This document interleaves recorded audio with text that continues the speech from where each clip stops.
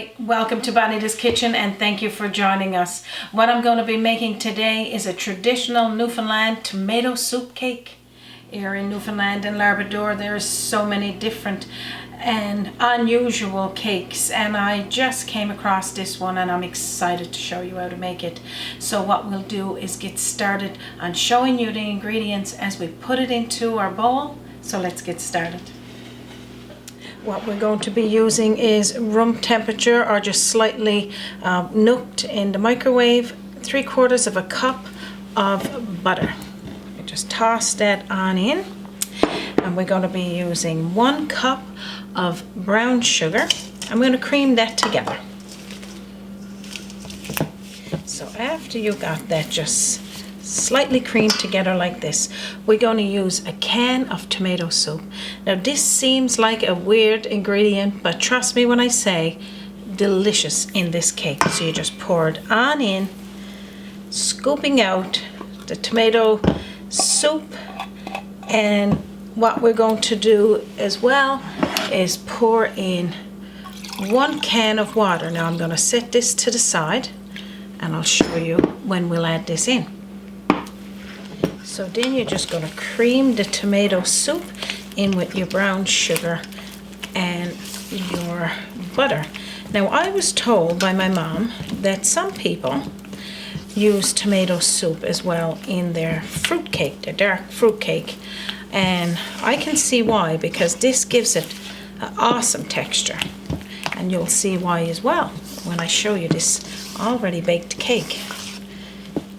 So after, what you're going to need is 3 cups of flour, and I'm going to say flour of choice, leaving about 1/4 cup so you could toss your raisins and cherries in, and we'll talk about that now in a second.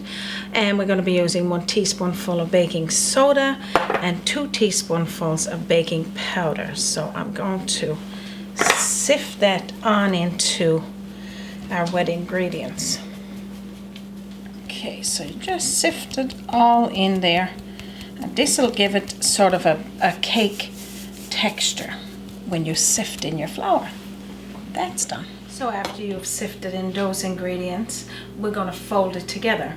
But off here to the side, you're going to see 1/2 cup of chopped, they call it baking cherries, and you can get them at your grocery store, and 2 cups of raisins. And I kept this 1/4 cup of flour because I'm going to put into it just to toss it in so that all of those delicious raisins and cherries don't sink to the bottom of your cake. It gives it that binding. So I'm going to fold in this flour, dry ingredients to the wet ingredients, and then we'll add those in after. So you just fold it like this. Now off to the side we got the can of water.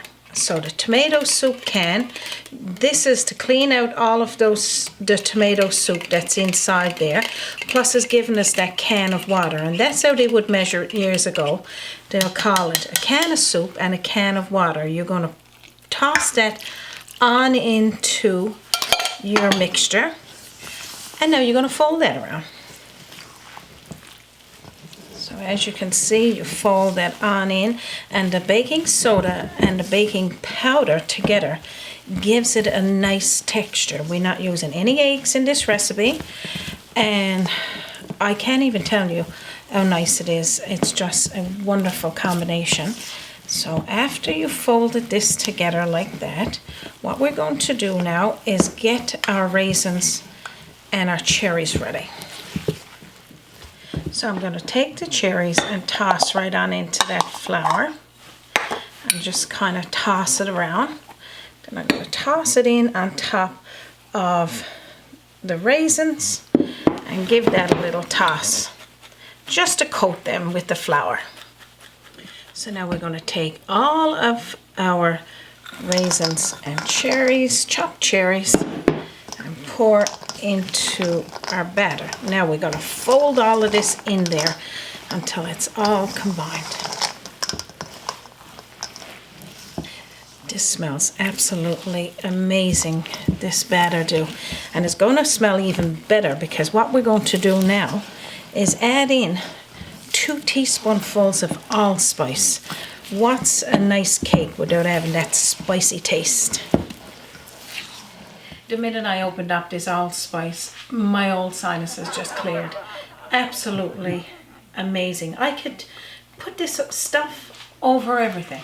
I could smell it all the way over here. I bet you can, yeah. We're going to get the neighbours by very shortly because they're going to think we're having a full bake-on party. I should close the door. So you just put your 2 teaspoonfuls into the batter. I'm going to fold that around and then we're going to grease up our bundt pan. Okay, so this is what your batter is going to look like after you got everything done. So I got a nice bundt pan here. This is a perfect one for baking this in. If you don't own one, you don't have to go out and get one, of course. You could use any sort of a deep pan. So pretty much all I'm doing here now is greasing this one around with some butter really well. And then we're going to take our batter and pour into it. Okay, so I'm just going to dump this batter into my pan and I'm going to roll it around. I can get my cameraman there to help roll it around. It would be perfect. Yep. One more time, Raymond. So after you put it into your pan like this, evenly into your pan, because you want all of the dough to be there just nice. All right, Raymond, that's perfect. Thank you for your help. Oh, you're welcome. You're going to get all of that You'll get my bill in the mail. You're going to get all that batter into the pan and you're just going to flatten it down like this. And that's what that's going to look like. Okay, so after you got that dough, of course, this is what it's looking like. I got dough everywhere, but I'll clean that up before I put it in the oven. We're going to preheat our oven for 350 degrees and we're going to put our cake in the middle rack for anywhere from 50 to 1 hour, 50 minutes to 1 hour, depending on your oven. Check it when it gets at the 50-minute mark, poke it, see if it's cooked or baked. If it is, take it out. If not, leave it in there for a few more minutes. So I'm going to put mine in the oven and then I'll show you what it looks like when it's baked. Now I got my cake in the oven, my tomato soup cake in the oven. I do have one baked in advance and it's at room temperature. But before I put it out and show you and cut it, and I want to make an icing sugar to go over the top. Now this is optional because if you're keeping this and you want to freeze this cake for a special occasion, icing it when you're ready for it. But today I'm going to icing it just to show you what it looks like. So what we're going to be using is a few simple ingredients and I'll tell you what they are as I put them in the bowl. A half cup of room temperature or soft butter. I'm just going to put that on in there. I'll get the rest after. And we need about a half a cup of cream cheese. And what I'm going to do is blend those two together with my blender. About a tablespoonful of maple syrup. Now you could use whatever flavoring you would like. You could use a rum flavoring, a vanilla flavoring. It doesn't matter. That's your icing. A quarter to a half a cup of brown sugar. Now this is not important to have exact ingredients for this. If you want more icing sugar, you put more ingredients. But this is what I'm using today. And we're going to be putting in half a teaspoonful of that allspice because I love it that much. I want for it to just infuse through the icing sugar. And we're going to be putting in about a cup of the confectionery icing sugar and powdered icing sugar. And you could use more if you need it. So I'm going to turn that on.